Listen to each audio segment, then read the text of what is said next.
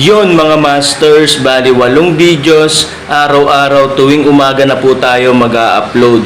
Maraming salamat sa mga solid kong masters dyan na patuloy pa rin na sumusuporta sa aking mga ina-upload na kwento o videos. At sa mga hindi nag-skip, maraming salamat po sa inyong lahat. At mag-iingat po kayo palagi and God bless. Magandang gabi mga masters, bali ngayon po ay 8 videos po ma-upload ko po sa aking YouTube channel. Tama nga mga masters, 8 videos nga po ma-upload ko. Yon, what's up mga masters? Nandito na naman tayo sa panibagong araw, panibagong kabanata na naman ang pagsasama-samahan natin ngayon guys.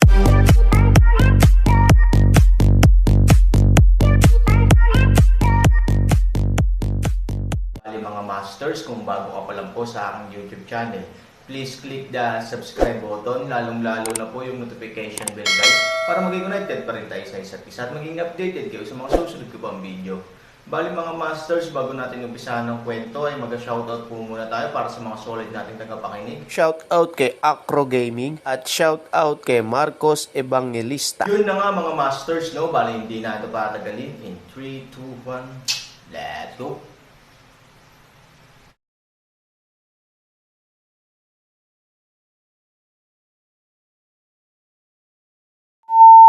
Aaron, natigilan yung isa. Mabilis niyang tinakpan ang bibig ng lalaki at nagbabala, ang pagkain ay maaaring kainin ng walang pinipili, ngunit ang mga salita ay hindi maaaring sabihin ng walang pinipili. Kung hahayaan mong marinig ito ng mga tao sa Yaoshen Pavilion at Yongshengsi area, hindi nila ito makakain. Binuksan ng lalaki ang kamay niya at nagmamadaling sinabi, "Totoo ang sinabi ko." Kagabi, may biglang dumating na lalaki at isang babae sa tent ng sekta ng Changsheng. Gusto daw nilang pumatay ng mga dragon at hiniling sa sekta ng Changsheng na humiram ng 1,000 katao. Siyempre, hindi sumang-ayon ang sekta ng Changsheng at napahiya, natigilan. Totoo o mali? Ano ang dinadaya mo? Kaninang madaling araw, nag-iwan si Mai Fang ng 1,000 alagad at selyo ng punong guro at buong gabing nagtakbuhan kasama ang kanyang mga pinagkakatiwalaan. Yung lalaki at babae, narinig ko na ang mga lalaki ay gwapo at ang mga babae ay magaganda, at ang lalaking iyon ay tinatawag ang kanyang sarili na Aaron. With that, tumangala ang lalaki sa isang lalaki at isang babae na dumaan lang. Matapos ang isang tingin, hindi ko maiwasang tumingin ulit. Ang mga taong pumunta dito ay mga magagandang lalaki at magagandang babae, at hindi nila ito magagawa. Hindi nakakagulat na hindi natin nakikita ang tent ng Changsheng School sa madaling araw. Gayunpaman, ang lalaki ay isa ring pekeng Aaron. Ngayon ang Aaron ay malapit na sa Diyos sa mata ng mga ordinaryong tao. Maraming tao ang natural na naiinggit dito, posisyon. Hindi masyadong normal ang paglalaro ng pagpapanggap. Ang isa pa ay sangkatauhan. Hindi ako sigurado. Nang mahulog ang Aaron sa walang katapusang bangin, hindi mo rin ba sinabi iyon? Ngunit nang maglaon, ginulat ng mga tao si Kishan bilang isang misteryosong lalaki, at ang mundo ay nagkagulo. Baka hindi siya papatayin nito. Hindi naniniwala ang lalaking iyon. Makikita ang pananalig niya sa pagkakaroon ng Aaron. Sumunod ay marahang naglabas ng ngiti ang bibig ng lalaki, at ang mukha ng babae ay namamanhid. Mukhang natalo ka sa tripartite battle, proud ka pa rin sa pagkatalo, na nagbibigay sa iyo ng maraming pabor. Mahinang ngumisi ang babae. Gusto ko ring maging low profile, ngunit hindi nila ito pinapayagan, at ikaw ay hindi rin.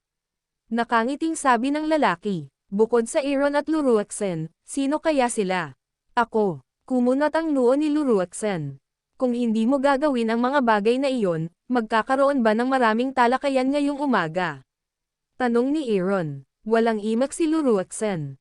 Haha, ang isang tao sa mabangis, maaaring mamatay ng 1 beses, ay hindi nangangahulugan na maaaring mamatay ng 2 beses. Mayroon akong isang ubas, Aaron sa tripartite labanan, sa kasamaang palad na kilala ang 4 na Diyos hayop ng natural na sakuna, naging abo, ngunit, walang kamatayan, dagat lugar at gamot Diyos Pavilion upang sugpuin Aaron, huwag hayaan siya sa pamamagitan ng mga alamat ng mundo, kaya ay hindi inihayag ang mga detalyeng ito, kaya, sa kasong ito, Aaron, pabayaan na buhay na muli, kahit na nawala ang kanyang kaluluwa, anong magagawa niya?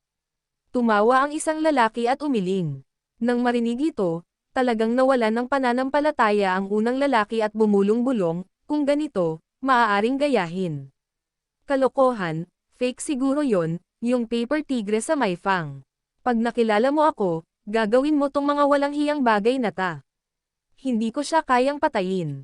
Malamig na sabi ng lalaki. Bahagyang sumikat ang maagang araw. Sa di kalayuan, mabilis na tumakbo ang ilang nakaunipormeng damit. Pagdating niya sa Aaron, tumaas ang mukha ng lalaki na may bakas ng takot, ngunit nang lumingon ang mga mata niya kay Luruaksen, hindi niya maiwasang manginig, binibini, handa ka nang magsimula anumang oras. Aaron tumingin sa Chuyang. Hindi kagyat, naghihintay. Oh, hindi ba galing ito sa Changsheng School? Sa pagkakataong ito, nakita ng kausap noon ang damit ng bisita at agad na kumunat ang noo. Haha, pagkatapos ng mahabang panahon magtrabaho, ang dalawang ito ay taga Changsheng School din. Ang isa pang tao ay disdains na magbiro, Mi Fang ay na-withdraw. Naghihintay ka pa ba? Hehe, hindi ako natatakot na umalis ng nagmamadali. Ang bisita ay hindi nang ahas na magsalita pa. Ibinaba niya lang ang ulo niya. Kung hihilingin sa kanya ni Han Sanchen na maghintay, kailangan niyang maghintay. Kahit na may gumawa ng panunuya, hindi siya naglakas loob na magkamali sa harap ng mga ito. Ano pang hinihintay mo? Orihinal na gustong linisin ni Luruaksan ang mga taong iyon, ngunit ang Aaron ay tumingin lang sa araw at tila nag-iisip. Hindi niya alam kung nahawaan siya ng walang malasakit na ugali ni Aaron o nag-usisa kung ano ang hinihintay ng Aaron. Inalis niya ang kanyang isipan upang linisin ang mga taong iyon at nagtanong sa isang malamig na boses. Hintayin mo ang kapintasan, bulong ni Aaron. Mga kapintasan. Hindi maintindihan ni Luruaksen, ngunit ang kanyang mga kilay ay nagyelo. Ang paunang salita ni Aaron ay hindi tumutugma sa kanyang mga susunod na salita. Talagang nakakalito, hinihintay mo ba ang kapintasan ng Magic Dragon? Kaya magsalita. Hindi itinanggi ni Aaron, oras na, alis na tayo. Aaron makakuha ng up, at pagkatapos, kasama ang mga tao at lukong core, fast forward. Wala pang isang sandali, si Aaron, kasama ang kanyang 1,000 na mga disipulong Changsheng, ay nagtipon sa nasusunog na lupa, at pagkatapos ay dahan-daang pumunta sa direksyon ng bundok ng Kunlong. Sa oras na ito, ang mga taong kanina pa nag-uusap ay tumingin kay Aaron at sa iba pang mag-aaway at nagkatinginan. Yung lalaki kanina lang, hindi siya evergreen. 1,000 alagad, 1 lalaki at 1 babae, aking Diyos. Agad na tinakpan ng lalaki ang kanyang bibig, pagkatapos ay saglit siyang nagsabi na hindi makapaniwala, siya. Sila ay, ang lalaki at babae na pumasok sa kampo ng sekta ng Changsheng kagabi. 2 tao ang hindi maiwasang lumunok ng isang subo ng laway, hindi maiwasang makaramdam ng pamamanhid ng anit. Ang pagmamayabang ay talagang pumutok sa puwit ng tigre, lahat sila ay nadama na ang kamatayan ay dumaan lamang sa kanila. Lalo na ang taong nagyabang kanina ay mas hindi komportable kaysa sa pagkain ni Siyang. Wala siyang naramdaman kundi ang lamig sa likod niya. Pahayagan. Sa oras na ito, ang mga especially iya ay tumakbo sa kanilang pangunahing mga account sa tuktok ng asul na bundok, ang walang hanggang dagat na lugar at ang Yaoshen Pavilion halos magkasabay. Nakakita ako ng isang maliit na koponan na biglang patungo sa nakulong na bundok ng dragon. Ano? Tumayo si Wang Wenzaiting mula sa kanyang upuan. Nasa harapan niya ang sand map ng nakulong na Dragon Mountain na sinugod niya kagabi. Ang lahat ng mga elite ng gamot na God Pavilion, tulad ni Ye Gacheng at Madre Xianling, ay nagtipon dito sa oras na ito. Nagtipon sila ng madaling araw upang pag-usapan ang kanilang mga plano upang harapin ang Magic Dragon, ngunit wala silang ideya sa kasalukuyan. Sa katunayan, walang geographical na kalamangan sa buong bundok ng Kunlong. Walang ibang paraan para labanan ang Magic Dragon maliban sa harapin siya. Gayunpaman, ang aralin kahapon ay nagpaunawa kay Wang Janzi na palaging kasalanan niya ang humarap sa kanya. Sa kawalan ng magandang plano, tumayo kaming lahat. Para dito, nagpadala na si Wang Huan ng mga tao upang bantayang mabuti ang takbo ng tuktok ng asul na bundok. Ngunit sa paghihintay ng mahabang panahon, walang gumagalaw, ngunit nagkaroon ng isa pang aksidente. Nalaman mo ba kung sino iyon? Para siyang taga Changsheng School.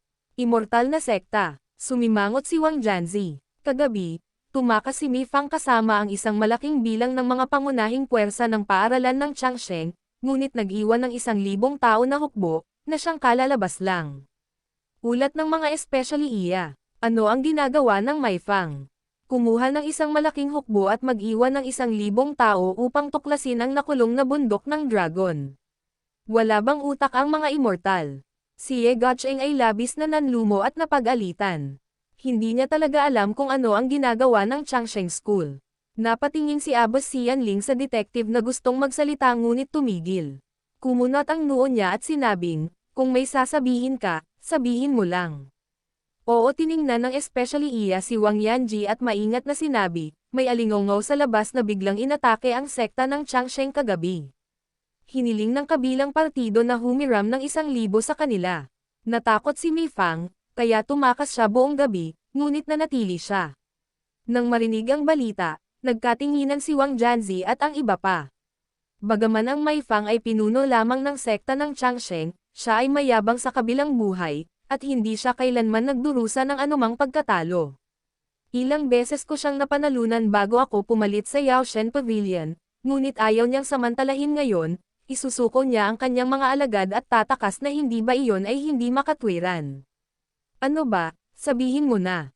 Ang bagay na ito, si Wang Janzi din kung gaano kalinaw, kinilala ang mga salita ni Ye Guocheng. Nilunok ng especially iya ang kanyang laway at iniyuko ang kanyang ulo para sabihin, may pumasok daw na isang lalaki at isang babae sa main account ng Maifang kagabi. Pagkatapos noon, isa lang sa 21 matatanda ng sektang Changsheng ang nabubuhay, at lahat ng iba pa ay nabuhay, hinaranggan ng espada. At, sa mga lalaki at babae, ang lalaking nagngangalang Aaron. Aaron. Nang marinig ang pangalan, ang mga tao ng Yaoshen Pavilion ay nagulat na parang may narinig silang hindi kapanipaniwala. Imposible. Si Ye Guocheng ang pinaka nasa sabik at nagalit. Imposible talaga. Si Wang Duzi ay determinado rin, si Aaron ay binugbog ng pagnanakaw sa ilalim ng saksi nating lahat. Hindi na siya isisilang muli. Hindi na siya lilito sa 8 direksyon ng mundo. May nagpanggap ba sa kanya? Kumunat ang noo ni Abbas Xianling. Bakit ang daming nagpapanggap na siya? Galit na umuungol si Ye Guocheng. Siya ay nasa limelight kamakailan. Bakit wala siyang fanatical fans para magpanggap na sarili niya? Magpanggap na Aaron na yan, ano ba ang magpapanggap? Ngunit sino ang magpapanggap sa kanya? Kumunot ang noo ni Wang Huan, ito na ba ang natitirang kasalanan sa ilalim ng kanyang misteryosong alyansa? Sa palagay ko ay hindi. Pagkatapos ng unang digmaang pandaigdig sa Flint City, nilipol ng pamilya Fuya ang maraming natitirang kasamaan ng mahiwagang alyansa. Bilang karagdagan, hinahanap at binibitin natin sila sa lahat ng oras. Kahit na mayroong 1 o 2 isda ba ang nakaligtaan ng lambat, wala silang lakas ng loob na ipakita ang kanilang mukha sa lugar na ito, hindi ba? Nagvito si Abbas Xianling. Sino kaya iyon? Naramdaman ni Wang Huanji ang kanyang baba at labis na nagulat. Alam mo, walang gaanong tao sa mundo ang maaaring pumatay sa 20 matatanda ng sekta ng Changsheng gamit ang isang espada. Abbas Xianling, Commander Chenda at Ye Guocheng, bilangin ang bilang kaagad, at susundan natin sila. May dahilan siguro kung bakit bigla silang pumunta sa Magic Dragon, at gusto ko talagang malaman kung sino ang lalaking ito. Malamig ang mukha ni Wang Huan. Kinagat niya ang kanyang mga ngipin at sinabihan siyang humawak ng sandata at baluti, pagkatapos ay kinuha niya ang kanyang kabayo sa labanan. Woo! Tumunog ang busina. Yun na nga mga masters, no? Bali panibagong kabanata na naman yung natapos natin ngayong gabi. Muli, maraming salamat po.